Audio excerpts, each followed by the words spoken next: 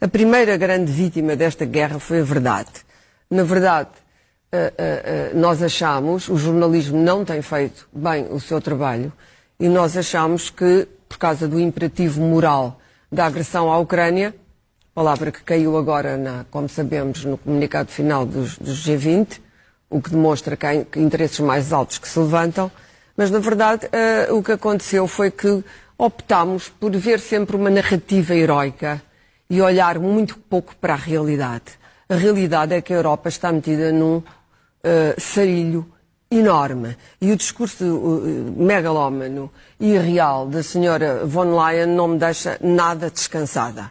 A Europa queimou, não só seguiu os Estados Unidos nesta estratégia, porque, como toda a gente sabe, e não sou eu que o digo, o Thomas Frieden no New York Times escreveu na altura, a NATO teve muitas responsabilidades nesta invasão, a dizer que a NATO tinha andado a acender fogueiras que não podiam ser acesas.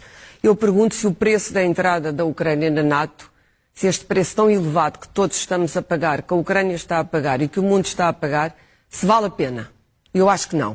Mas a primeira narrativa era que a Rússia iria colapsar e a economia russa iria colapsar ao peso das sanções. Sabemos hoje que isso não aconteceu.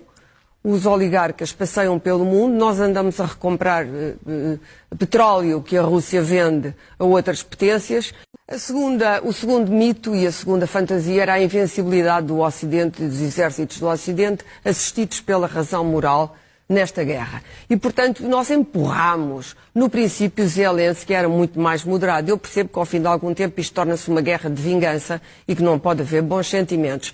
Mas o próprio Zelensky era bastante mais moderado do que aquilo que é hoje, mas foi empurrado para uma narrativa heroica em que a Ucrânia sairia sempre vencedora. As remessas de armas nunca serão suficientes, porque a Ucrânia, quanto mais tempo passa, menos homens tem e menos probabilidades tem de fazer qualquer avanço que permita desalojar aquelas tropas russas. E as remessas de armas foram feitas a prestações, num primeiro momento foram feitas com sobejos, com restos, nunca foram suficientes. De repente, os caças atiçar a guerra, quando ela já está meio perdida nesta contraofensiva, que não é uma contraofensiva, não sei o que é que vai suceder. Por último, a sacralização absoluta de Zelensky. Tudo o que Zelensky faz, ou diga, é sagrado. Portanto, não há nenhuma objeção às purgas de Zelensky, às corrupções que continuam a existir com o material de guerra que é enviado, o facto de Zelensky ter mandado recuperar um grande traficante de armas, que é um grande criminoso, que foi das primeiras pessoas que se tornou um alvo dele quando ele foi eleito presidente, ou seja, o desespero.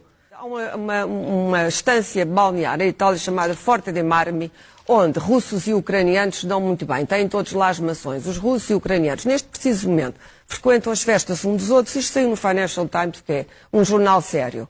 Ora, nesse mesmo sítio, Zelensky tem uma mansão. Não é tão imponente como a de certos oligarcas, mas a verdade é que quando ele andava a pedir que a Europa não deixasse entrar os russos, havia uma senhora russa, aparentemente, isto foi investigado por jornais locais italianos, que tinha arrendado, eu não estava lá, não sei se isto é verdade, mas confio em algum jornalismo, que tinha arrendado a própria casa, já estava em guerra, a uma cidadã russa. Ou seja, num futuro qualquer, a Rússia e a Ucrânia vão, aliás, porque há um traço filo-russo em muita da Ucrânia, até em termos de temperamento, vão necessariamente entender-se. E, portanto, sim, até quando vamos manter esta narrativa e recusar-nos a enfrentar a realidade e ouvir a senhora von Leyen dizer que a única maneira de ter paz e prosperidade na Europa é o alargamento a um bloco que não está de todo preparado para entrar na Europa?